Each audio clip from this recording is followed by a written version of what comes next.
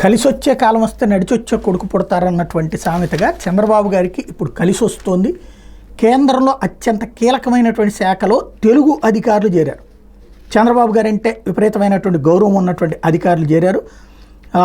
ఇందులో 2 శాఖల కార్యదర్శులు, వీళ్ళలో ఒకటి మైనార్టీ వ్యవహారాల శాఖ కార్యదర్శిగా ఉన్న 89 బ్యాచ్ గుజరాత్ క్యాడర్ ఐఏఎస్ అధికారి కటికెతల శ్రీనివాస్ ఇప్పుడు పట్టణాభివృద్ధి శాఖ కార్యదర్శిగా జాయిన్ అయ్యారు. కాబట్టి మనకిక్కడ పట్టణాభివృద్ధికే బోల్డ్ అంత నిధులు కావాలి, తెలుగువాడు కాబట్టి ఖచ్చితంగా ఉపయోగపడుతుంది. రెండోది, బొగ్గు శాఖ అదనపు కార్యదర్శిగా ఉన్నటువంటి 1993 బ్యాచ్ త్రిపుర క్యాడర్ ఐఏఎస్ అధికారి నాగరాజు మద్దిరాల ఆర్థిక సేవలో భాగం కార్యదర్శిగా నియమితులయ్యారు. ఇప్పుడు ఆర్థిక శాఖ నుంచినే మనకి ఫండింగ్స్ విపరీతంగా రావాల్సి ఉంటుంది, అడ్డాలు పడినటువంటి వాటి ఇవన్నీ చేయాల్సి ఉంటుంది.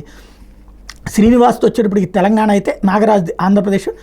కేంద్ర ప్రభుత్వం శుక్రవారం 18 మంది కొత్త కార్యదర్శులు నియమిస్తూ ఇచ్చినటువంటి ఉత్తర్వులో వీళ్ళకి వచ్చింది. కాబట్టి చంద్రబాబు గారికి ఇక పనులు త్వరగా అయ్యేటటువంటి అవకాశం ఉంటుంది.